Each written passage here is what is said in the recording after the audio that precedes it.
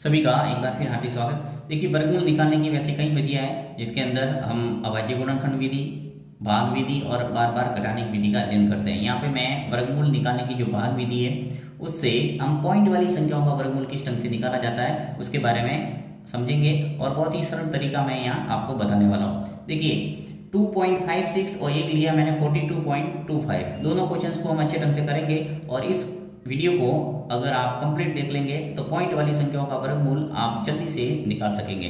देखिए, first question करते हैं। इसके अंदर देखिए क्या है, 2.56।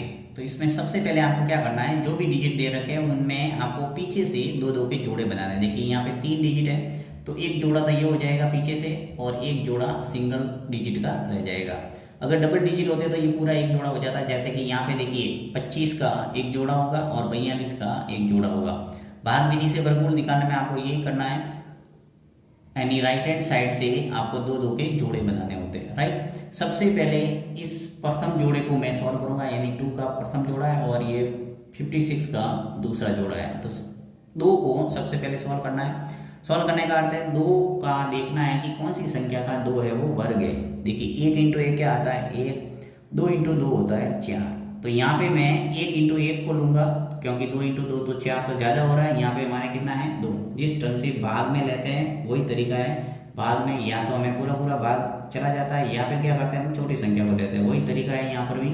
इस लिस्ट को आपको अच्छे ढंग से याद रखना है, मौखिक रूप से याद रख सकते हो। देखो 1 इंटू 1 1 होता है, 2 इंटू 2 4, 3 इंटू 3 9, 4 इंटू 4 16। ये सभी संख्या का वर्ग यानी 9 तक आपको मौखिक रूप से याद है तो बहुत ही जल्दी आप भाग विधि से वर्गमूल है वो निकाल सकते हैं। तो 2 है वो कौन सी संख्या का वर्ग है, यहाँ हमें 1 इंटू 1 ही लेना पड़ेगा क्योंकि पूरा पूरा मिलेगा नहीं 2। तो 1 इंटू 1 कितना आ गया, 1। ये जो एक प्रथम संख्या आई है ये हमारे आंसर की फर्स्ट डिजिट हमें मिल गई। 2 में से 1 गया, क्या बचा, 1। अब आपको क्या करना है, ये जो दूसरा जोड़ा है वो नीचे लेना है। तो यहाँ पॉइंट के बाद में ये जोड़ा है तो आपके आंसर में यहाँ पॉइंट आ जाएगा पहले और फिर दूसरा जोड़ा नीचे आ जाएगा।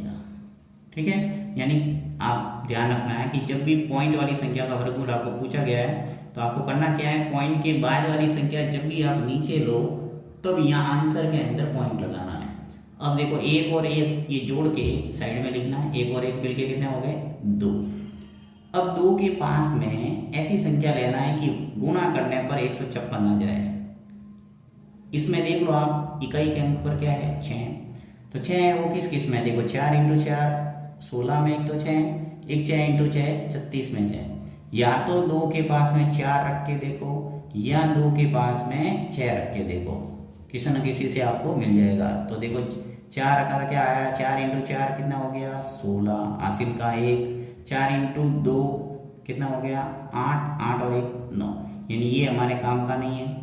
अब 6 रख के देखते हैं। देखिए 6 इंटू 6 कितने हो गए, 36, हासिल का 3। 6 इंटू 2 12, 12 और 3 कितने हो गए, 15। 156 आ गया, यानी हमारा काम हो गया। कितना लेना है आपको, 6 और 6। 156 में से 156 गए, आंसर आ गया 0। और ये 6 और 6 दूसरा जोड़ा है वो आ जाएगा यहाँ, यानी 1.6 इसका वर्गमूल है। यानी 2.56 का वर्गमूल है वो कितना आ गया, 1.6। तो यहाँ हम लिख सकते हैं ऐसे, 2.56 बराबर है 1.6। तो इस तरीका है पॉइंट वाली संख्या का वर्गमूल निकालने का। अब मैं आपको 2 संख्याओं का निकाल के बता देता हूँ जिससे थोड़ा बहुत डाउट होगा आपके क्लियर हो जाएगा।